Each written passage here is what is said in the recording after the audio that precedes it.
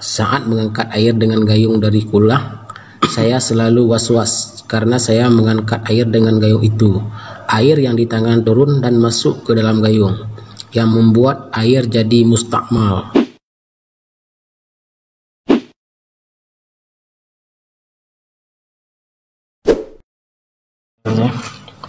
Ini pertanyaan dari teman kita Bang Khatami Jambi. Jambi deh. Beliau ini terima kasih buat Bang Khatami ya. Beliau sudah banyak membantu menjawab pertanyaan dari teman-teman di komentar di video sebelumnya, sudah banyak beliau jawab. Nah, beliau ingin kita menjawab pertanyaan yang paling sering ditanyakan kata beliau. Apa pertanyaannya, Bang Galis? Ya, terima kasih kepada Bang Khatami. Tapi bukan Bang Khatami di film horor. Khatami. Nomor 2 ya. Bagaimana najis yang menyebar selama was-was? Gara-gara handa ojo tindakan atau minim ilmu. Artinya gara-gara tidak tahu mau ngambil tindakan apa dan juga minim ilmu ya. Rata-rata pertanyaan berhubungan sama 2 poin itu. Ya, ini maksudnya gimana nih? Bisa dijelaskan Mas? Iya, jadi pertanyaannya bagaimana kita mengatasi najis yang sudah menyebar kemana-mana sementara kita minim ilmu. Sementara dalam kondisi seperti itu kita nggak ada ilmu katanya. Oh, ya. Ini kalau menurut saya terlalu mendetil-detilkan.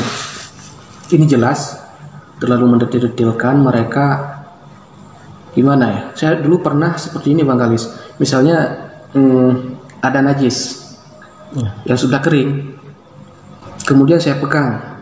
Itu saya khawatir apakah keringat yang ada di pori-pori tangan, jari tangan ini bisa membawa najis atau tidak. Itu najis yang sudah kering yang dipegang tai cicak. Bukan, sebenarnya kan kalau misalkan najis kering bertemu dengan sesuatu yang kering, itu najisnya tidak berpindah. Nah, saya khawatir apakah keringat yang ada di pori-pori jari tangan saya ini bisa membawa najis atau tidak. Sehingga saya ngetes berkali-kali, saya tempelkan itu tangan ke cermin. Kalau kita lihat kan nggak nampak, nggak kasat mata. Saya tempelkan ke cermin, apakah keringat ini berpindah atau tidak. Nah, itu sikap yang terlalu berlebih-lebihan. Sikap yang terlalu berlebih-lebihan, terlalu mendetil-detilkan, sehingga kita sekecil apapun masalah najis nanti akan kita bawa menjadi beban pikiran. Ya, kita terus berpikir, ini bagaimana? Apakah najis tadi berpindah atau enggak? Pikirnya ke situ. Nah, jadi najis yang sudah terlanjur berpindah selama was-was itu, selama itu bagaimana? Misalnya habis megang najis, kemudian ada kita pegang gagang pintu, pegang gagang lemari, pegang baju, pegang kemana-mana. Najis sudah kemana-mana. Itu pikiran kita saja nih, najisnya sudah kemana-mana. Padahal enggak. Ini yang paling bikin repot dan menguras tenaga. Bikin sebel. Kalau pikir dulu bikin sebel. Ada juga nih pertanyaan kemarin, katanya adik saya habis ngompol katanya di luar. Nah, cuman di luar banyak debu katanya. Habis itu ada yang injak-injak debu masuk ke rumah. Habis itu debu itu bertebaran kemana-mana. Rumah saya sudah dipenuhi dengan najis katanya.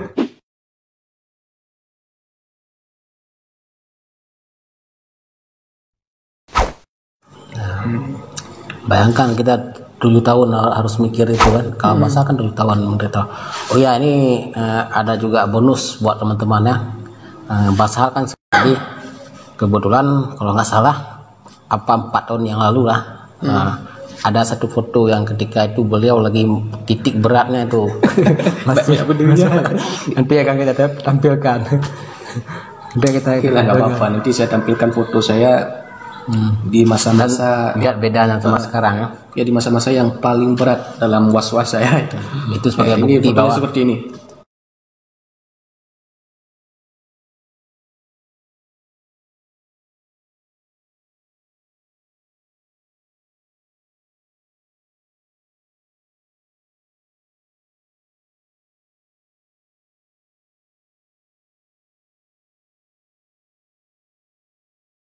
Dan lihat perbedaannya sekarang, alhamdulillah sudah banyak perubahan Magalis. Dan ini sebagai bukti bahwa apa yang beliau sampaikan itu adalah berdasarkan pengalaman dari beliau sendiri. Yang beliau inginkan adalah untuk teman-teman semua bisa menjadi motivasi ya. Jadi Bang Sahal selama ini memang sudah 100% sembuh. 100% sih belum. Cuman kalau dibandingkan dengan keadaan saya beberapa tahun yang lalu, saya berani mengatakan saya sudah sembuh. Ya. Sekarang masih ada seperti gimana ya, pikiran seperti itu. Ketika saya melihat sesuatu hadis, ayat Al-Quran, itu saya berpikir keras. Jadi saya jadi pemikir lah istilahnya. Cuman tidak separah dulu. Kalau dulu itu memang sudah drop out. Ya. Kalau orang ngomong itu responnya nggak tahu lagi Bang Alis. Kata-katanya udah hilang. Ya sempat waktu itu kan 7 tahun nggak terasa seperti 1 bulan gitu kan. Iya. Waktunya. Itulah mungkin ini.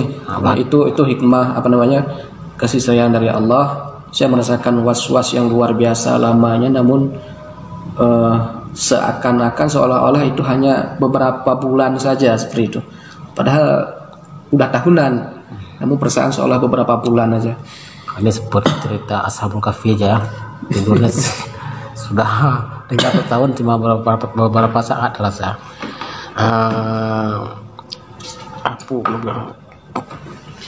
Jadi buat teman-teman ketahui semua, sebenarnya yang Bang Sahal rasakan was-was sekarang ini kan ketika ada masalah langsung mikir. Ya, jadi dari was-was sekarang inilah ilmu beliau untuk menjawab pertanyaan semua bisa beliau dapatkan. Nah, itu satu hikmah juga kalau menurut saya. Kan dari pemikiran dari sini juga. Iya, alhamdulillah banyak masalah-masalah fikih, masalah-masalah akidah yang selama was-was itu saya mencari. Saya mencari dalil, saya buka kitab-kitab, saya buka tafsir Al-Quran, saya lihat hadis-hadis, kemudian saya komparasikan dengan was-was saya itu. Dan alhamdulillah banyak mendapatkan jawabannya Bang Alis. Bahkan yang permasalahan yang tidak pernah orang pikirkan itu sudah pernah saya pikirkan dan saya dapatkan jawabannya. Kalau saya Bang Alis, setiap ada permasalahan yang menurut saya berat itu, saya kembali lagi kepada poin dasarnya, kepada prinsip daripada agama itu memudahkan. Selalu seperti itu. Kalau ada sesuatu yang kira-kira tidak sanggup saya atasi, kembali lagi kepada prinsip agama itu mudah. Masalah najis yang menyebar kemana-mana itu berat, prinsip agama mudah, kembali lagi kepada yang mudah. Kita enjoy aja. Berarti ada satu poin yang paling penting dari Bang Sahal sampaikan dari selama ini kan. Dari selama ini mungkin belum pernah sampaikan daripada video-video sebelumnya. Kalau misalnya seperti yang kita tahu Bang Sahal sekarang bisa sembuh, bisa dibilang 80% lah kan. Itu karena mengembalikan semua masalah itu kepada agama itu mudah. Agama itu mudah itu. Jadi kembalikan kepada semua kalau agama itu adalah mudah. Jadi sampai sekian dulu video dari kami. Mudah-mudahan video ini bermanfaat buat teman-teman semua. Yang penting tetap di channel ini. Jangan lupa di subscribe atau di like, di share sebanyak-banyaknya supaya teman-teman yang lain bisa tahu. Oh ya, ini sedikit ini mungkin Magarisya pemberitahuan. Kedepannya kita bahas masalah pendapat Imam Ghazali ya, khusus spesial ya. Nanti saya akan bawakan kitabnya, kalau nggak saya buka PDF-nya.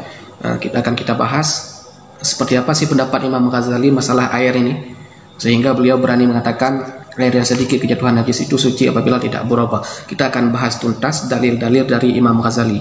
Kalau nggak salah saya ada 9 dalil dari beliau, sehingga beliau berani berfatwa seperti itu. Ya, khusus nanti ya, eksklusif ya. Eksklusif, dan untuk kedepannya kita akan terus update konten-konten yang memang kita akan membahas tentang masalah khusus ya. Kalau misalnya malam ini masalah najis, kemudian kedepannya masalah akidah, kita akan khususkan persatu. Jadi sampai sekian dulu. Bila ada kurang kami mohon maaf. Itulah kekurangan kami akhiri. Wabillahi taufiq wa hidayah. Wassalamualaikum warahmatullahi wabarakatuh.